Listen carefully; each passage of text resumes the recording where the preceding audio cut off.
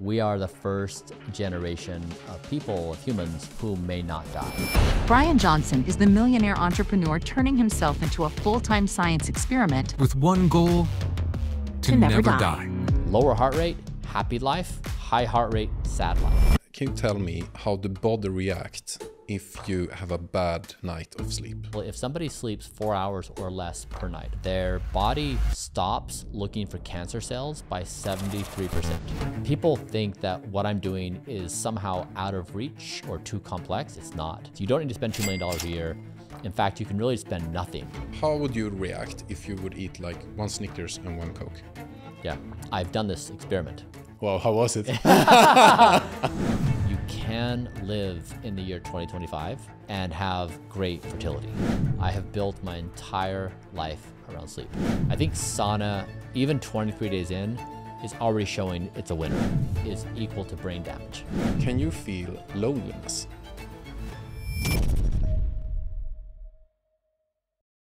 Welcome to Framgångspodden, the biggest podcast in the Northern Europe. Today's guest is something truly extraordinary. He is 47 years old, but with a biological profile of a teenager. His inflammation levels are 66% lower than a 10 years old. He has slowed his aging by 31 years and spent over $2 million to completely transform his body and life. This is the real life Benjamin Button. Warm welcome, Bryan Johnson. Thanks, friend. Thanks for having me. Oh, it's so nice to have you here. I feel like I will live. Actually, before I was talking to a friend and I said that maybe this, I went down 1,000 interviews. Yeah. But maybe this one is that one that will change my life the most. That's cool. Yeah, that's great. I appreciate being here. Thank you for having me. But how is it? Like, I know that in your house, you have this metrics of the air, of the water, everything. But now when you're in Sweden and traveling, is it like, does it feel like come from heaven to hell? Yeah, so this project the project is Don't Die. And so the idea is that we are the first generation of people, of humans, who may not die. And so if that's the case, what I've tried to do is identify everything that causes me and others to die. And so we measure it. So if you drink toxic water, that causes you to die. Bad air, that causes you to die. Bad food. And so we've tried to basically go through my entire existence and identify anything that induces death, we try to eliminate. And then anything that adds life, we try to add. And so actually being here in Sweden I've learned so many things that carry over that make it much better. For example, like I brought most of my food and I source my own food from around the world. We test it in third-party labs. I know it's clean. I know it's correct. And so I have an air quality monitor with me. I take it everywhere I go. Yeah. And so, yeah, I think being here is not that big of a deal because I do have these systems in place that make sure I have high quality, clean food, high quality air, and I'm mindful about it. So I've learned so much that I can travel and be okay with this. But I thought about this because I will go to your dinner at Saturday at the Superhuman Blueprint dinner. Yeah. But I also read that the after party starts 11 p.m. and in the normal way you go to sleep 8 p.m. Yes. So are we going to see you at the after party? Yeah, I talked to Ash about this and he said they're going to play some EDM music and I told him I'm going to dance. So what I try to do, so I'm here, so I'm in Sweden for 4 days, then I'm going to be in London for 5 days. And so I'm going to move my bedtime back. I'm already doing some time zone change from Los Angeles to Europe. And so I'm just going to choose a later bedtime, probably around midnight. I'm going to keep that bedtime for this 9-day time period. Then when I go back to LA, I'll go back to my regular bedtime. And so I will then get naps in here and there, but I can be adjustable. It is okay. And I can be out and socialize and have a lot of fun while I'm here in Stockholm. Great. But no drinks, no alcohol. No, definitely not. But do you drink water with, do you drink sparkling water? No. Sure. I mean, sparkling water is fine, but I mostly don't. But isn't like sparkling water is a little bit inflammation, the bubbles? Oh, if it is, I'm not aware of it. I generally don't drink sparkling water, but I'm not aware of anything that makes it bad. But It could be. I'm not aware of the evidence. Okay. Yeah, and can you take us through what motivates you to be the biggest longevity nerd on planet and spend over $2 million a year on your own health? I mean, if you look back through history, you see where individuals do things that change how people think about things. And so whether it's Magellan, who's going to circumnavigate the globe, or whether it's Amelia Earhart, who's flying across the Atlantic, or whether it's going to the moon, or we're going to Everest, or the development of penicillin, like all these different advancements in every aspect of life, individuals have the power to change how society and the species thinks about life. And in this moment, it seemed to me that the demonstration we need is we need a human who is competent in executing a don't die effort. Not something that is based upon pseudoscience or that is not legitimate. Like, we need a legitimate, scientifically rigorous approach at how to not die. And I think that's why this has resonated so deeply, is that people know that things are moving very fast in the world, right? Like it's moving so fast we can't even understand it. And we know that the future of the human race is not clear. Like, are we going to be here? Are we not? We don't know. And so this is like, it really is this moment where we're trying to reimagine what it means to be human. And I think that saying yes to life is the most powerful thing we can do. But you say something very interesting. You were in an interview with Jay Shetty, who also has been in the podcast. He's a great guy. But you say something really interesting. And that was something about no one can say what happens from 1 year from now. Can you take that again and explain it? Yeah. When I went to college in 2003, I could identify what I was going to study in college. I could choose a profession, and then I could imagine doing that for 40 years and then retiring. I could plan out my entire life. And I could do that because the pace of which the world changed was not too fast where I couldn't imagine myself doing that entire thing. Now, for example, my son is 19. He's even trying to decide if he should go to college because he studied his first year looking at math and physics and computer science. But there's a question, will humans still do math, CS, and physics as a job? Nobody knows. The AI models are moving so quickly that they're becoming as good or better at humans in most of these tasks. And so maybe humans will do that as a hobby, but will they do it as a way to make money? No one knows. And so he needs to decide what's he going to study for 3 or 4 years in college, then choose a profession, and then get good at his profession, then climb in the ranks in his profession. And right now, he can't even decide what's relevant a year from now. And that is true for all of society. It's very hard for us in this moment to even know what will happen in a year from now. Like, there's some stable things. Like we know we need energy. We know we need transportation. We know we need basic infrastructure. But as to what we humans will be doing, we just don't know. And that is also really interesting because a question is to you is like, how long time do you expect to live? Yeah. But that is also really hard to say in that because everything and the AI is everything. That's something that you have also a good example of that. If you talk about Homo erectus, maybe it was. Can you take that one? Yeah. So the question on how long do we expect to live, I think is actually the wrong one. I think the question is, why do we think we will die? So a lot of people say, can I live to 80 or 90 or 100 or 120? But that doesn't account for how fast AI is moving.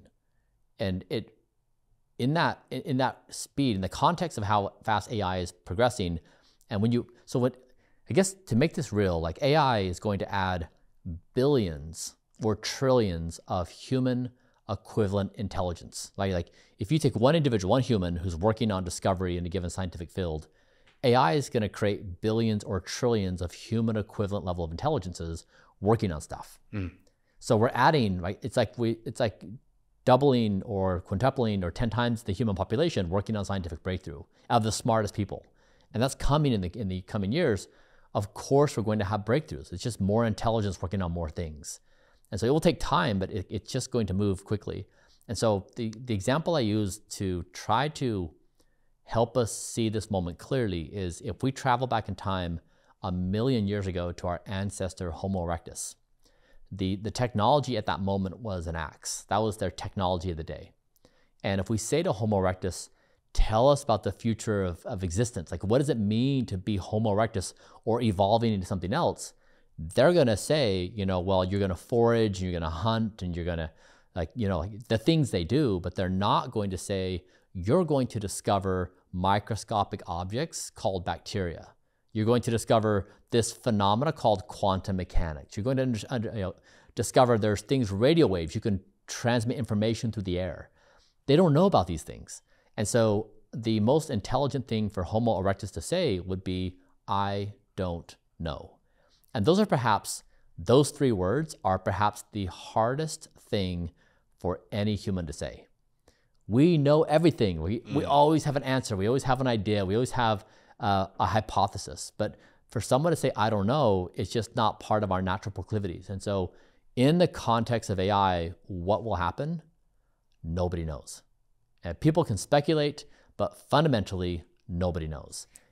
But do you have any thoughts when you have meet these scientists and when you have go into this? Is it something that maybe it can be this way? So this is, I guess, in this context of that nobody can speak with confidence, I say the one thing we do know is nobody wants to die right now. That's it, right? Like you have things going on tomorrow and so do I. I want to be around tomorrow. You do too. And that's the only thing that I know. And so it's a very, very humble state of affairs of like, we don't know what's going to happen a year from now. We don't know if it's positive or negative. What we do know is we want to say yes to existence. I want to be around tomorrow. I want to be around the next day. So this is not about living forever. It's about saying in this spectacular moment as a species on planet Earth and this part of the galaxy, when we are giving birth to superintelligence, the wisest thing we can do is to be humble and say, it's foolish for us to go to war with each other. It's foolish for us to annihilate each other. It's foolish for us to commit self-destructive behaviors. Like we should say existence is the highest virtue.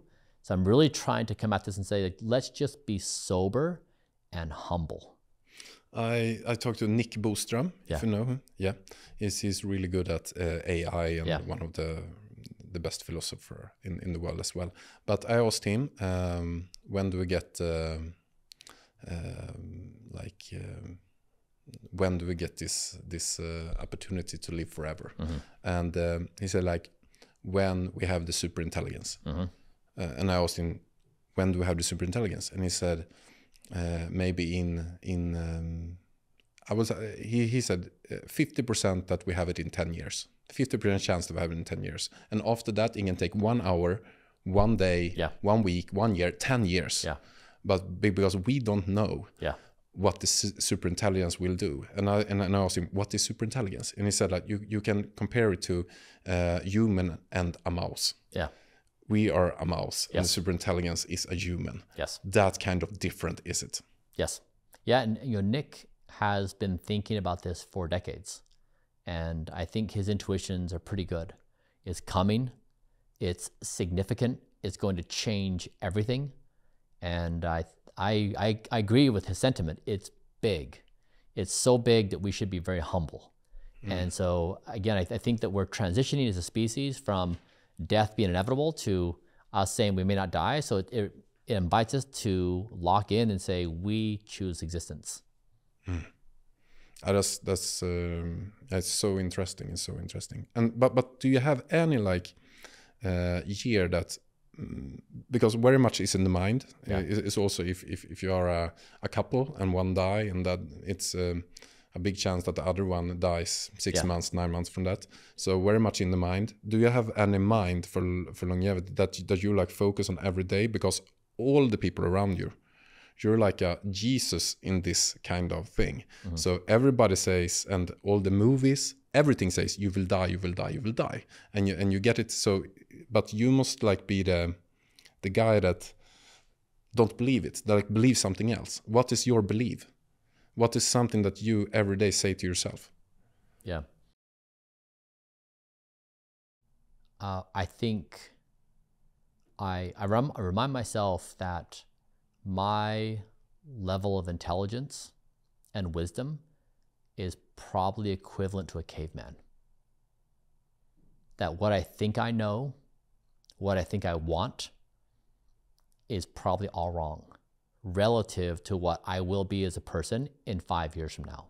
If I transport myself in time to the year 2030, and that Bryan Johnson is speaking about what he thinks and what he wants, I think he would be almost unrecognizable from Bryan right now. Other than the similarity is he doesn't want to die either.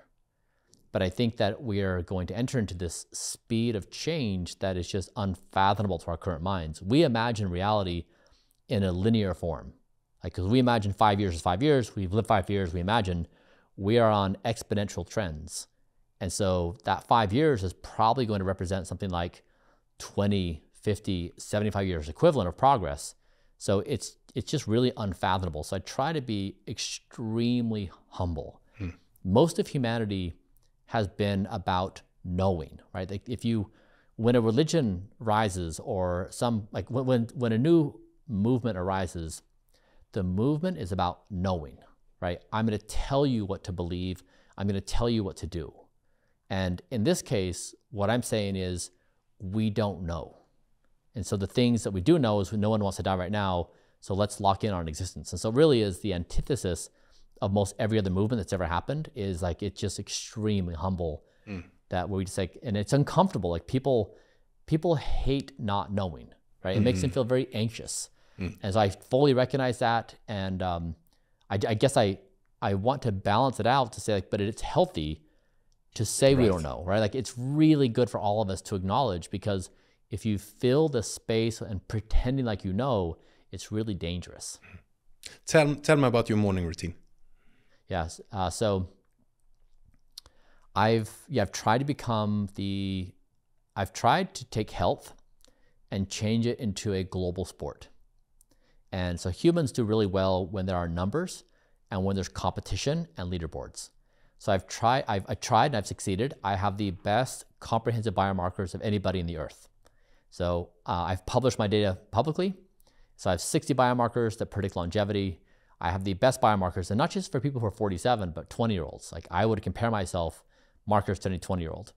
And so my morning routine represents what my team and I have concluded is the most robust scientific evidence on what somebody does to currently achieve good biomarkers. And so I wake up around 4:30 in the morning. I go to bed at 8:30. So I sleep 8 hours and 34 minutes on average over the past 6 months. I get 2 hours of REM, 2 hours of deep. I wake up one or less time per night. I'm up for less than 30 minutes per night. And I wake up at 4:30, and then I have a 5-hour morning routine through various therapies. 5 hours? 5 hours. Amazing. Yeah. Yeah. That's great. Okay, tell me, what do you do? What do you, we can start with this. What do you think about when you wake up? Do you have a sleeping mask? I don't. My room is entirely blacked out. Okay. Yeah. So what I do is I'll go through this very fast. I wake up, I jump out of bed. So I don't lay there. I don't scroll on my phone. I just wake up and I get out. I get 10,000 lux light in my eyes because I wake up before the sun. So I make sure I get light in my eyes in the first few minutes when I wake up. Like the red light therapy stuff? So it's 10,000 lux. It's like white.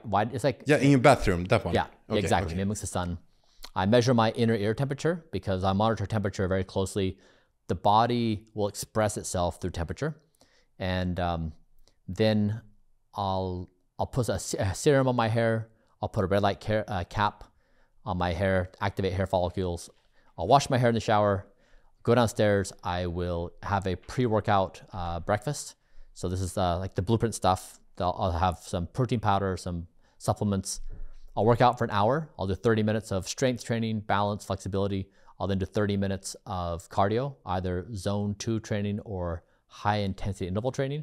I'll then do a sauna for 20 minutes, 20 minutes. Oh, you do a sauna for 20 minutes now? Yes. Okay, yeah, in the morning. Interesting. Yeah, I just started that therapy. So I'll do 20 minutes at 93 Celsius.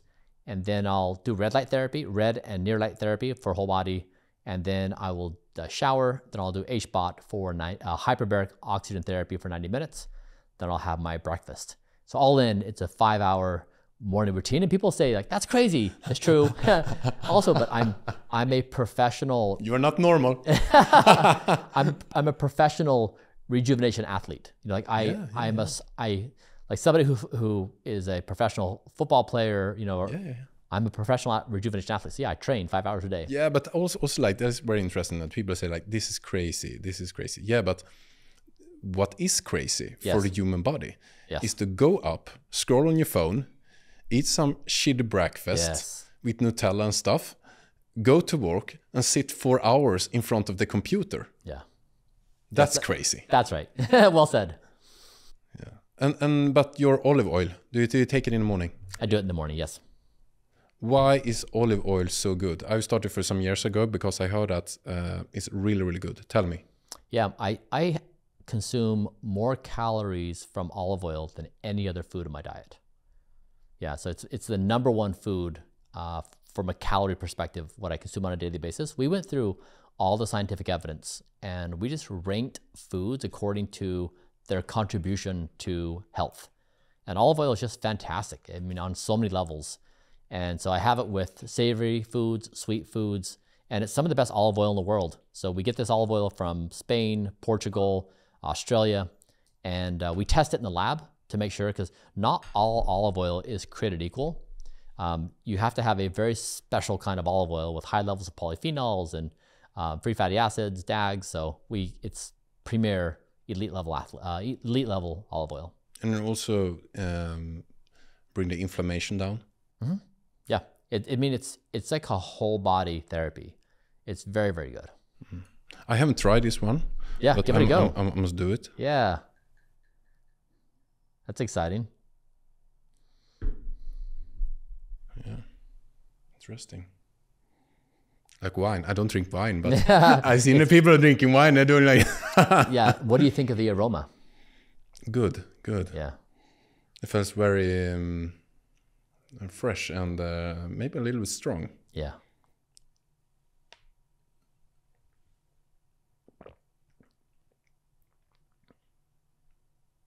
I like it. I like it. Really good. Really good. And also the after. If it's a good... it burns a little bit. Yeah. And that's also a marker for a good olive oil quality. Exactly. I didn't consume olive oil earlier in my life. Just recently, I learned how great it is. So yeah, And now I get it. Like 20 seconds left. Exactly. Now I get it. Now I get it. Now I get it. Here. Yeah. Yeah. Exactly here. Yeah. Yeah. Yeah. It takes a few minutes. Yeah. But yeah, it's really good. Really good. The snake oil. Yeah. So people, I really have fun playing around. And so a lot of people were like, Bryan Johnson is a snake oil salesman. I was like, great. I'll call the olive oil snake oil. No problem. But we did have to put on the bottle, we put no snakes are in this product, because people would return the bottle. They're like, I ordered olive oil and you sent me snake oil. We're like, yeah, it's actually But that's also something in US and maybe somebody can sue you for that. Yeah. And you get like $4 million. Yeah, exactly. What do we say? Yeah, this is a snake-free product. Snake-free product. That's amazing. That's amazing. Okay. But you have like the best. We will also talk about your sleep. You are the world champion. You are the world champion in sleeping. Yeah, that's amazing. And when we were on the way here, you tell me about sleep is the most important. Mm-hmm. Can you take us through that? Yeah. People, of course, want to feel healthy and energetic and great. And a lot of people are suffering from mental disorders, depression, anxiety. So a lot of people feel stuck. And in that moment of feeling stuck, they want to do positive things for their health. And so they look around the world and they're like, what should I do? And they hear things like, I'm not sure what's popular in Sweden, but in the US, they'll do things like an NAD drip, or they'll do a cold plunge, or they'll do things that are readily available. Now, those are fine. But really, the most powerful things people can do for their health are basic life habits of sleep. And so the way to simplify this that I've learned, I would take everything I learned into one principle, which is to lower your resting heart rate before bed. So tonight, before you go to bed, if you have so lay down on your bed, take a few deep breaths and calm your body down. And then take out your wearable if you can and just look at your heart rate. And it may say 60 beats per minute or 65 or 70 or 55. If you don't have a wearable, just put your fingers on the side of your neck, count heartbeats for 6 seconds, and then multiply that by 10. That's your baseline heart rate. So let's just say tonight someone does that and they have a 60 beats per minute baseline. Their goal over the next 30 days is to lower that to 55. And so they'll start learning, for example, that if their bedtime is 10 p.m., that having their final meal of the day and snack at 6 p.m. will help lower their heart rate, because eating late and snacking late increases heart rate. They'll also learn that having alcohol increases heart rate. They'll learn that smoking, that high intensity exercise, having fights, working, scrolling. So they'll learn all these things that increase their heart rate makes their sleep worse, which makes their life worse. And everything that lowers their heart rate, like a nice wind down routine. So screens off, 60 minutes before bed, read a book, meditate, go for a walk, talk to a friend, eating earlier and lighter. You'll learn all these habits that lower the heart rate. So lower heart rate, happy life, high heart rate, sad life. And so I can basically see somebody's heart rate and I can tell them everything about themselves. It just reveals all of their habits. Wow. And so my resting heart rate before bed is 44 beats per minute. And when I hit that, I'm going to have a perfect night's sleep. If I have a perfect night's sleep, the next day is going to be great. No matter what happens, it's going to be great. And what is your heartbeat when you sleep? When you go down, where do you touch? Around 42, 43. Amazing, amazing. So that's the world champion heart rate when you go to bed, 44. Yeah, so everyone's different. So if somebody's at 50, that's also fine. If they're low 50s, but you want to be like the 40s, 50s. Can you tell me? How the body reacts if you have a bad night of sleep? Yeah. So it's really devastating. For example, if somebody sleeps 4 hours or less per night on sleep, their body stops looking for cancer cells by 73%. So NK cell activity, which is your cancer surveillance cells, goes down by over 70%. So the body basically says, look, I'm so busy with the fact that I didn't get a lot of sleep, I'm going to stop looking for cancer. That's a big deal. Really big deal. Really big deal. It's also the case that 4 hours or less of sleep per night, it induces a state in the brain that is similar to a traumatic brain injury. You have this protein called S100B, and it increases. And so it really is, missing sleep is equal to brain damage. It's really bad. And so a lot of people, like we were talking about earlier, a lot of people will brag that they don't need a lot of sleep, that somehow they're immune from the need to get 8 hours of sleep, that they can work all day, fly everywhere in the world, have this heroic strength. They use it as a flex. But meanwhile, internally, they're just suffering intense damage. So what is the best, if you were to say like 3 things that is good for to increase your sleep? Yeah. Have your final meal of the day 4 hours before bed, and no snacking after that. Number 2 is turn your screen off, all screens off, 60 minutes before bed. And 3 is to have a wind down routine. You need to give your body at least 60 minutes to calm down from the day. We're like at the end of the day, we're tired, we may be upset, we're anxious, we're trying to ruminate on all the things we have going on, the problems we're trying to solve. And if you go to sleep with that kind of stress and rumination, it will increase your heart rate dramatically. So I go through this wind down routine every night, 60 minutes before bed, where I try to work through all my internal concerns. Like, did I get in a fight that day? Did I say something I didn't mean to say? Did I hurt someone's feelings? Do I have a really complicated problem to solve? So you need to go through this. I do this thing where I break myself out into different Bryans. So sleep Bryan's on duty, and then Yeah. So the first Bryan to show up at 7:30 p.m. Sleep Bryan takes charge. That's an hour before my bedtime. The first Bryan to show up is always ambitious Bryan. So ambitious Bryan shows up and he says, I have a brand new idea on this cool new thing we can do.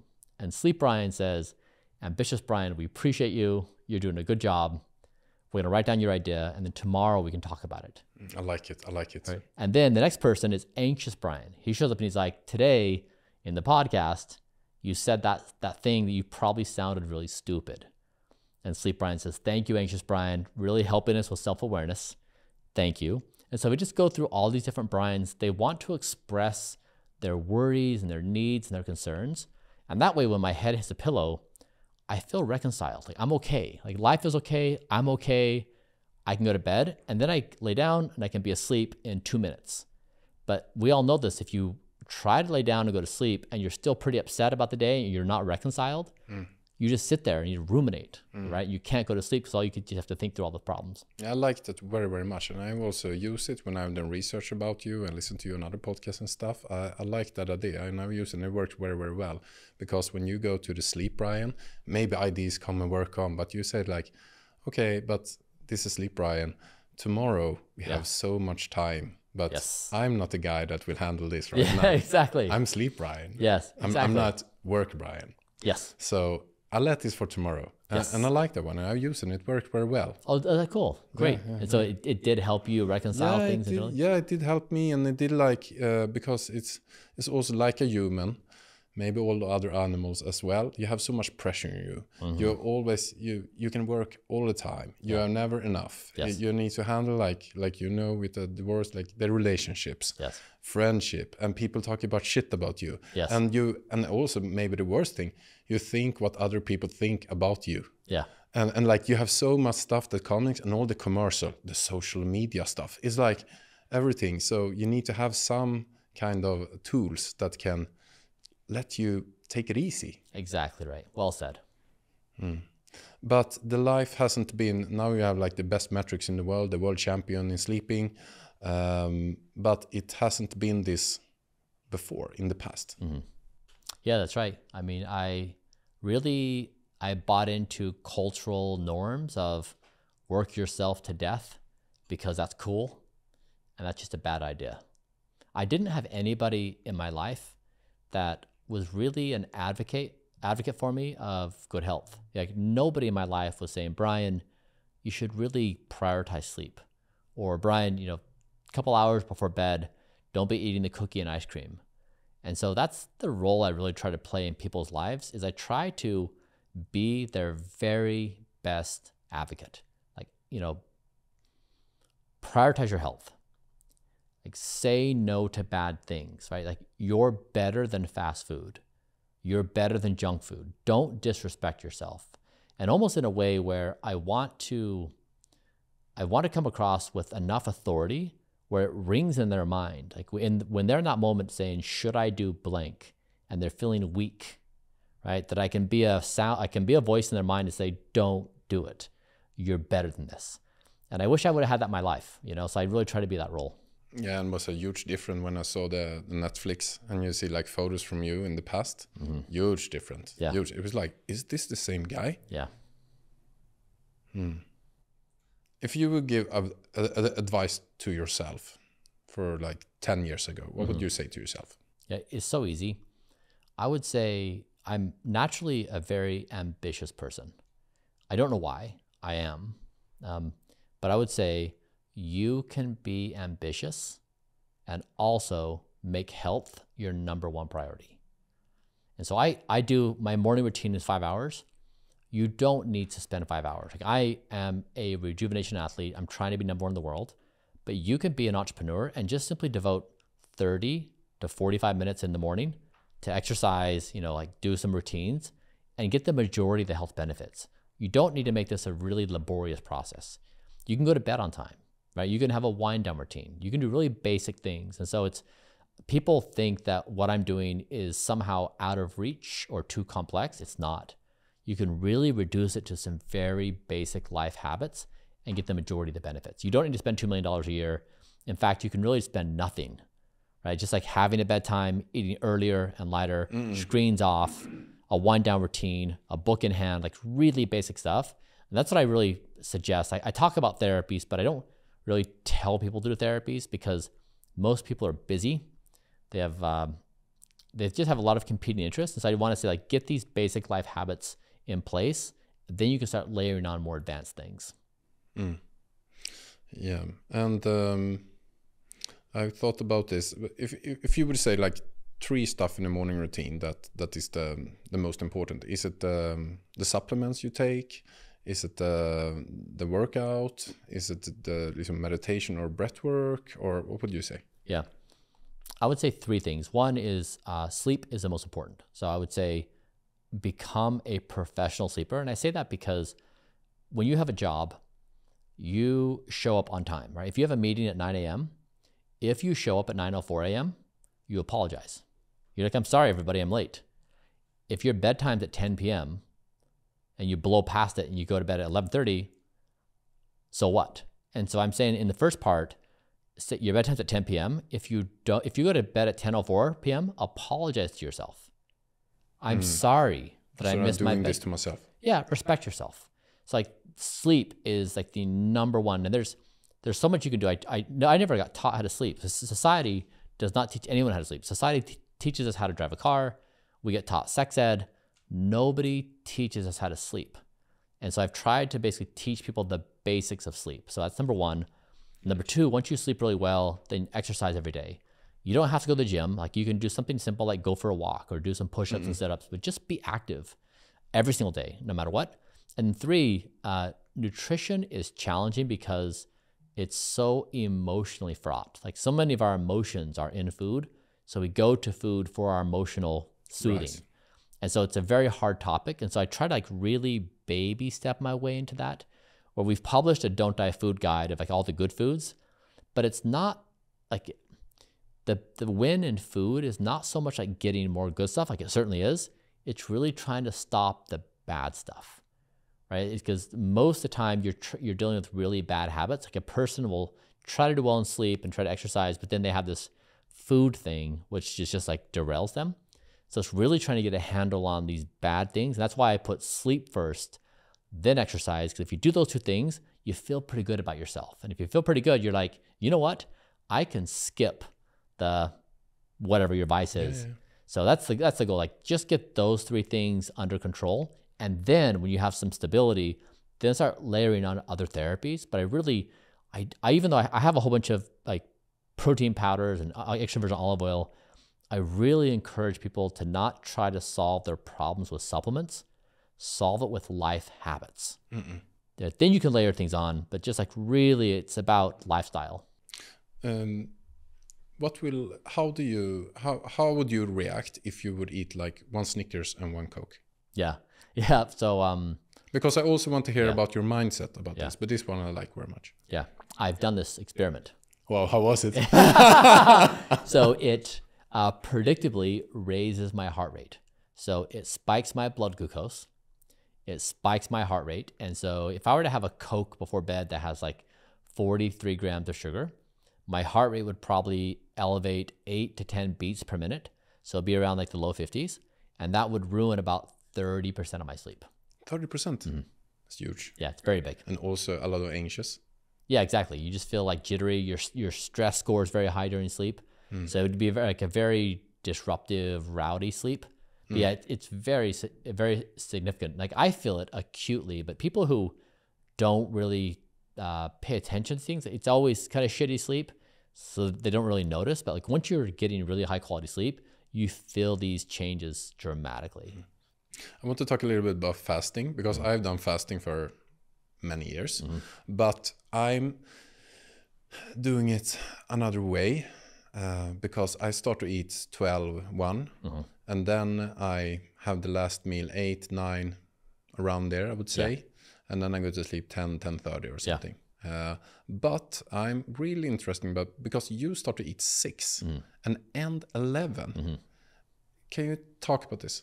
Yeah, it's all about my sleep. I have built my entire life around sleep. So I did a bunch of Have you experiments. thought to change name to Sleep? Honestly, it's Sleep Johnson. yeah, honestly, it would be appropriate. Yeah. I think honestly, the answer to so many of our problems in the world is just sleep.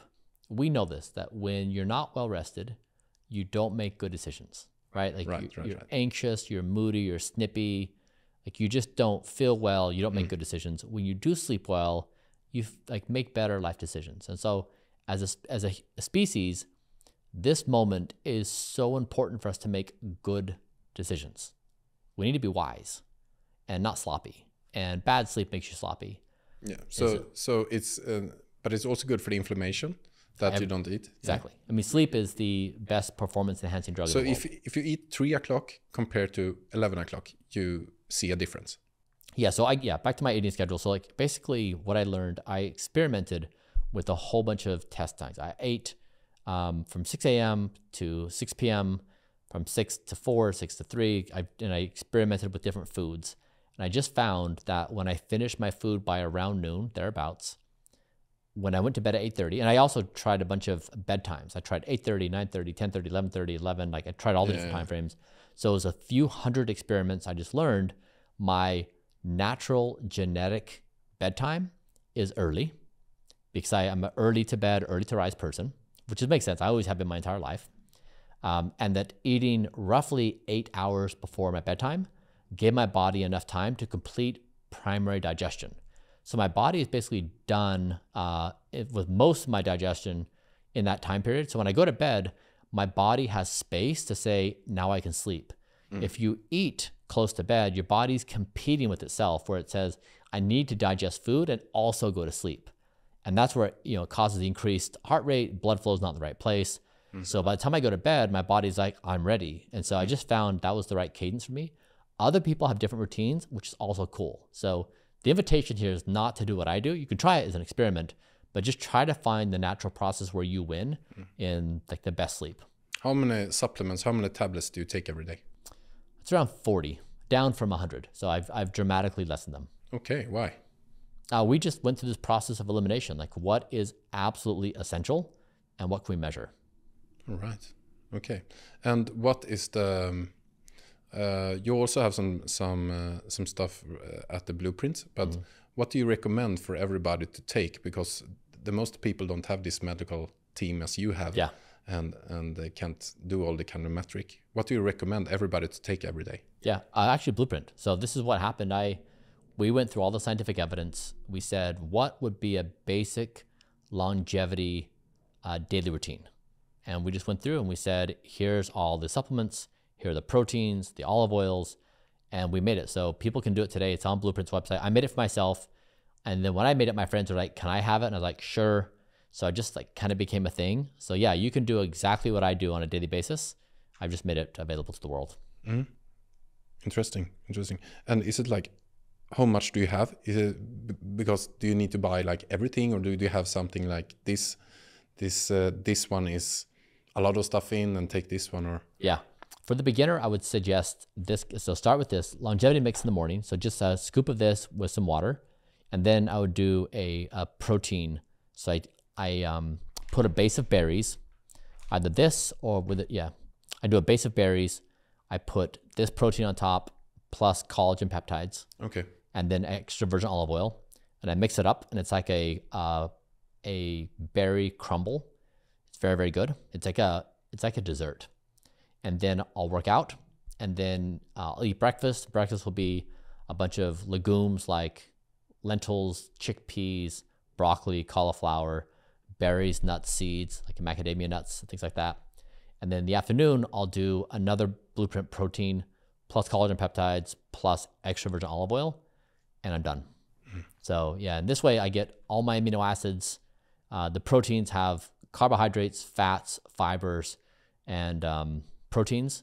A lot of people in culture, they have this idea that you want to pound protein, right? Like these big things and like 25 grams of protein per scoop, no fat, no fiber, no carbs. It's just a bad idea. And also like two and a half times your weight is like an old one. Yeah. Yeah, so like I'm 82 kilograms and my protein intake is 130 grams. So a lot of people are on way too much protein. You don't need that much protein. And then two is you need protein. You need to have a meal with fats, carbohydrates, fiber, protein, which is what we've built. You need that for muscle growth. You need it for recovery. So protein alone is not adequate. And so again, like a lot of the cultural norms are just off. Like it's not really consistent with the scientific evidence. When I was looking at your Netflix series, I also have 2 kids, 1 7 and 1 4, but you have 3 kids, but you have only contact with one of them, Talmage. And I think that was very, very sad to see, but very, very beautiful as well. But in the series also he moved to the college in Chicago. And you are also very alone with you have many people that you're like the guy in the world that's taking this by yourself and doing this. So can you feel loneliness for your family and also for your own way to walk this through against hate, against stuff? You have a lot of people that love you, but can you feel loneliness? Yeah. Yes, I've gotten a lot better at this. So I guess I've always been a leader. Ever since I was young, I was always in some kind of leadership capacity. And generally in leadership capacities, there is some loneliness because you don't have people to turn to by default. You're typically by yourself making decisions and there's a lot of pressure on you. I think a lot of people in this capacity feel that. And so you really have to go make an extra effort to try to find peers to say, and you have to go there and you have to be vulnerable and be like, I'm in pain and this really hurts and I have a problem I can't solve. And so I've gotten a lot better at that over the years. When I was an entrepreneur and bearing all that burden myself, I didn't have the natural instinct to say, I need a peer group to build this with. And so I was very lonely. I'd say now, not so much so. I have a bunch of friends that I can go to and say, like, really mess this up. I really don't know what to do. Like be very vulnerable and people there. So I'd say I've learned that. And I try to help people coach them through because it can be very lonely and it can be isolating and it can lead to mental health problems. Yeah. And how was it when Talmage was going to the college and you were alone in the house? Yeah, it was devastating. He's my best friend. And I've never had a relationship that's that easy. We just get along so well. We do everything together and we have so much fun. So it's just such a beautiful relationship. So yeah, it was devastating. And how is dating going? I saw that you're like writing, when you go out to a date, you write 10 stuff why to not date you. Yes, yeah, exactly. It's great. It's a good one. Thanks. Yeah, people appreciate it. Like we all have unappealing aspects of our personalities. And so you're going to find out about them eventually. So just tell them, like this is like the things you're going to learn about me that you may or may not like. So that's for sure. It's better in the beginning than half year after. Exactly. Wasting a half year. And it's like, you know what? I don't think we're a right fit because of blank. And so, yeah, I try to be very transparent. Just like, like they're taking a risk with me, like I'm taking a risk with them. And so I don't want to waste any time. And so let's just like try to sort these things out in the beginning. And if we can, great. If not, that's fine. What are your thoughts about big pharma? Because many people say that that they're spending a lot of money, a lot of focus to go to the profit before health. And this leads to a mass of people die. Yeah. I think the idea of like big pharma is just an oversimplification. I think humans like the idea of like good and bad, and big pharma is a bad frame. Like basically we're saying bad. But the thing is, pharma doesn't have any moral mandate to do anything other than making money. Like, any companies in capitalistic societies, they make money. And like they can either try to improve the perceived reputations they have people by doing good things, but nobody's under any obligation. And so they're doing their thing. And so if people if we don't like the situation, let's change the situation. But like, rarely does it work to just criticize an institution or a company. You have to actually out-innovate. And so whether that's the case where innovation can't happen because of governmental limitations, let's solve the government regulations. But like, just to complain and tag them as evil, I just don't buy. Like, you know, there's so many drugs in the world that are doing amazing things. They make wonderful discoveries. There's good people, there's good scientists in these companies. So I just don't buy the narrative like big pharma is evil. And if we talk a little bit about the technical stuff you're doing, I also, before I was going here, I ordered a hyperbaric chamber. Yeah. So, and I'm so excited. I will get it in 3 months. And my wife was like, what is this? And I think it will be amazing. Can you talk us a little bit about the technical stuff that you can buy? We can start with the hyperbaric oxygen therapy. Yeah. Yeah, it was the best therapy I've ever done. Whole body rejuvenation, from my brain to microbiome, inflammation, vascularization. So it really was remarkable. And so I did a chamber. It's hard shell. It's 2 atmospheres. It's big enough where I can get in there. I have a desk where I can work when I do it. I do that because inside the chamber is 21% oxygen, which is the same as our atmosphere. You do not want electronics in a hyperbaric chamber that has 100% oxygen. That is a risk. That's a very bad thing to do. And so a lot of these soft shell chambers, they have 100% oxygen just going into the chamber. So you're breathing 100% oxygen, which means electronics in there is very dangerous. So mine is 2 atmospheres.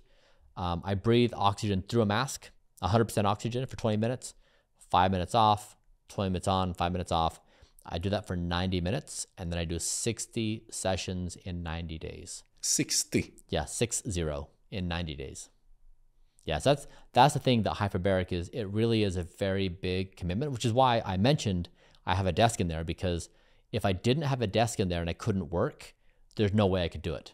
Because by the time you get it set up, do it, decompress, you're in there like 110 minutes, like almost 2 hours. It's not possible to do 60 minutes. Well, so you can. It's just you don't get the same benefits. Like 60 minutes is an okay application for some things, but if you want the deep longevity benefits, it's 90 minutes. Oh shit, that's so long time. Yeah, exactly. So you have to like really. I ordered one that you go into, you sleep in. Yeah. Maybe that was wrong. Yeah, you only want 90 minutes, because any more you risk too much oxygen exposure. So get your oxygen exposure in that 90-minute window and then get out. Otherwise, you have risks. All right. Okay. So that's a really good stuff to do. Yeah, it's But is it necessary to do like so much? If you do like once a week, twice a week? Yeah, so you really need to have the sessions close by, because the benefits compound. Because you're increasing stem cell production, VEGF for like vascularization. All right. So that's the thing, is it's not as efficacious if you do 1 time per week. So it is a big lift. And so that's what, with my sessions, I just made it a routine. I went to bed 8:30, woke up at 4:30, and I tried to get my entire routine done, including HBOT, done by 9 in the morning. So then when 9 arrives, then I can work all day long. But you have to like really build your life around it. But it's a thing. It's a pretty hard thing to do. Okay, maybe I can. You're laying down, but maybe I can raise it up so I can. Exactly, that's the thing. So if you, or maybe I can change it. I can maybe ask them if we can have another one. Yeah, that's why I did sitting up, because if you're laying, I don't want to sit down 1.5 hours so often. That's the only thing. It makes you so tired. Yeah. So I didn't want to lay down. I didn't want to be in 100% oxygen. You risk oxidative damage for the eye, and then you get tired. And so I wanted to sit up and work and just build it in my routine. Yeah. Mm-hmm. Okay. And some other stuff. Take us through some other features.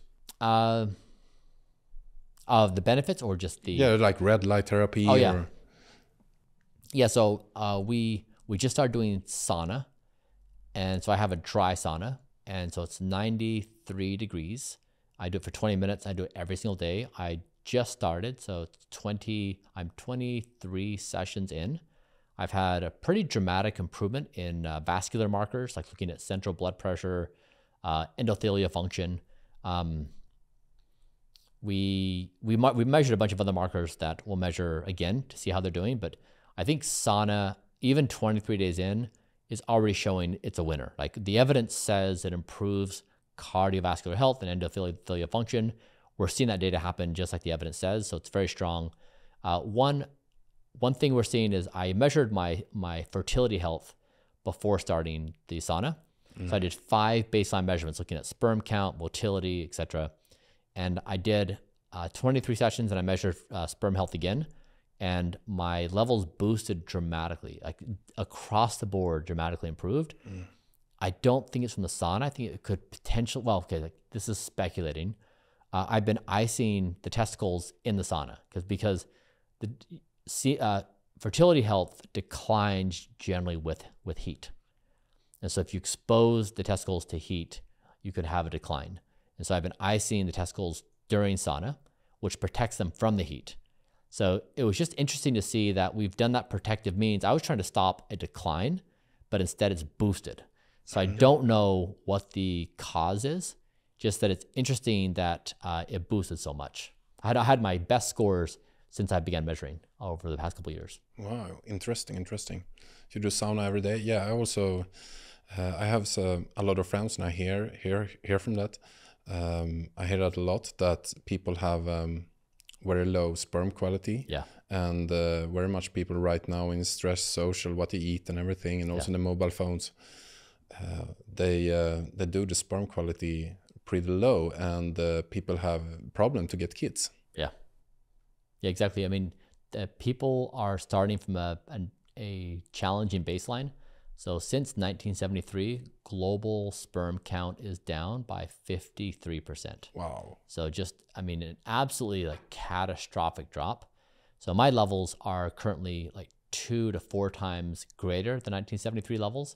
So it's good evidence, like someone like myself, you can live in the year 2025 and have great fertility.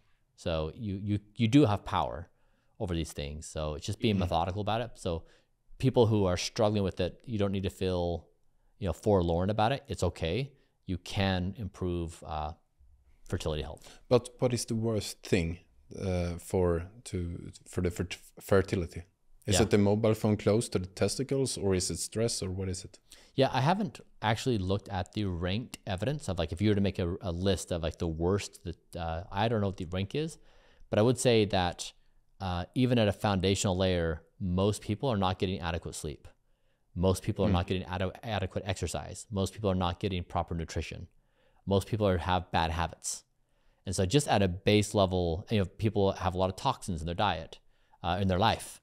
So I just say, like, this is why every time we talk about therapies, people want to know, like, what therapy to do for good health. And that's why I bring them back every single time.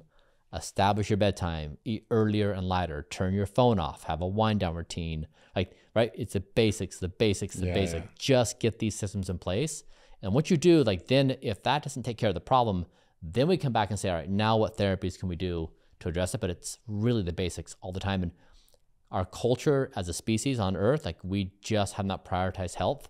And like, it's just, we can't see it anymore because everyone does it, so normalized, but we need to, like, snap out of it and prioritize health. We jump into the 5 last questions. And what is the biggest failure we have done as a human civilization? What a question.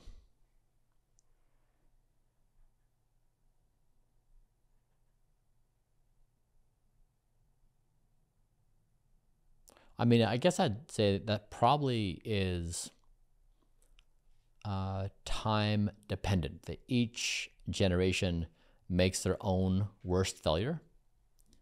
And I would say if it were in 2025, I would say the biggest failure that we are at risk of is believing that death is inevitable.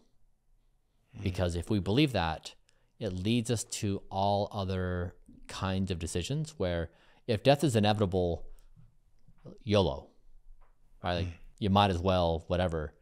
And I think we're in a moment where you want to burn the boats, where there's no turning back, there's nowhere to go, there's no one coming to save us. It is our responsibility to continue intelligent life in this part of the galaxy, including ourselves. So that'd be my take. Is our big failure moment right now is if we don't see this moment for what it is. Do you think that you can live forever? I don't know why I wouldn't. I mean, like, so first of all, like, forever is just like not a concept I understand. So do I believe that that we have the ability where we won't die? Yes. What does that mean for time? I don't know. But, you know, for like imminent things, like, can we dramatically prolong life? Yes. What is the biggest lie we have learned to believe? That someone's coming to save us. And what does that mean? Like, you don't need to take responsibility by yourself. I mean, like, I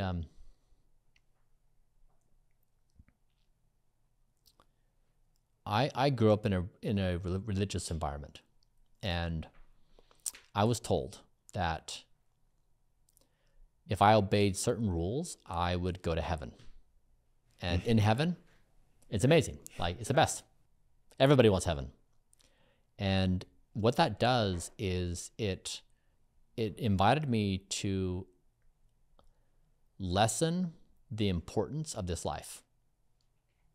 You know, like, if the world burned and went to hell, so what? If I got disease and died, so what? And it really changes your perspective. Now, this is not commentary on anything in the world. It's just to say that I know from personal experience that when one believes about something being done in the afterlife, you lower the value of this life. And I think that what we want to unite on is that this existence is special, it's amazing, it's precious. And even if you believe in an afterlife, great. Like, I support you 100%. Also, let's not waste this life, and let's not be fickle or foolish with it.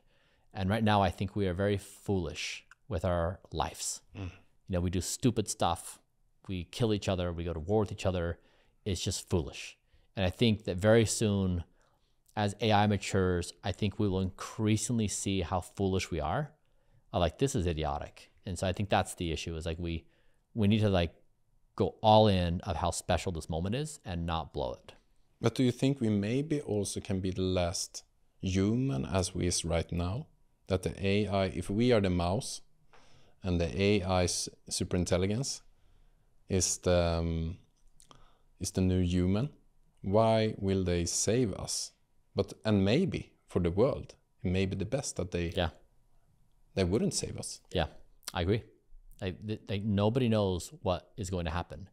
And that is why I come back to this moment right now where the most important thing we can do is secure our existence with each other, with AI on this planet. It's like number one. Like, there's nothing more important in the entire world. That's what my entire thing is about. Is I'm trying to say this is like an absolute insane moment. We're giving birth to superintelligence. Don't Die says, let's secure our lives, our individual lives, our collective lives, the planet's life, our viability for us, and to align ourselves with AI, that we coexist with AI, that the unabashed pursuit of wealth, power, and status is not the goal. Like, we should not be doing that with everything we have. Like, it's existence. So it's like, what I'm really trying to encourage is like the biggest revolutionary change in human thinking in thousands of years, where we all play these games, power, status, and wealth, to shift it to something else around existence. I like this question. How do you want to be remembered when you're dead? Yeah. I mean, I know I'm going to die in a really ironic way, because that's what happens, right? The irony is the ultimate force of the universe. And so I'm going to die in a really silly manner, and it's going to be funny. I imagine that, like, when I die, I'm going to I'm going to have people rent out a stadium, and people can come there and tell me I told you so. Like they can make fun of me and they can insult me and they can do their thing, and that's cool. Like it's really like a therapeutic process. I hope that if we survive as a species, whatever form of intelligence, I hope that in the year 2500, I hope that those that exist will look back and say, Bryan Johnson saw it. He saw the spectacular nature of existence. That the fact that we're conscious is just unbelievably spectacular. And that had the sobriety to say, you guys, let's not mess this up. We have the opportunity to create the most extraordinary existence conceivable. And that I was basically a positive force on the trajectory of intelligence in this part of the galaxy, in pushing humanity and AI towards a more positive direction. And to me, that would be satisfactory. I mean, I look back to history and I read about other people I admire, and whether it's in politics or science or in social affairs, it's people who tried to come up with a new idea of existence, of what is possible with our consciousness. And that's what I'm trying to do, is I'm trying to punch through and say, we can create an extraordinary existence. Like we can rise above ourselves. And so that's what I hope. And amidst all the humor and fun that people would have, that over a long enough time duration, people would say like, he really was a positive contributor to this longer arc of intelligence in this part of the galaxy. Wow. Do you think that we can say 2500, they can sit two 10-year-old girls and said like, they're reading the history books and they said that it's so sad that people before in the past was living the life with the loved ones and then they died. Yeah, exactly. Or that or they got old, or that they were in wheelchairs, or that they couldn't run anymore, or they couldn't think anymore, that they lost their minds, that they'll look at aging as an unimaginable tragedy, or that people used to kill each other. You're like, what? Like they kill another intelligent being? So I think that is probably the case. Like that's probably where we're heading, is I think an unimaginable world where life is so precious that it would be unthinkable for anybody to take it from anything else. I really, really love your snake oil, and I will also jump into all the other products in the blueprint. So I put a link here as well. Thank you so much for taking the time, and I'm looking forward to you to dance on the floor like 12, 1 in the night. So it'll be amazing. Thank you so much, Bryan Johnson. Thanks, friend.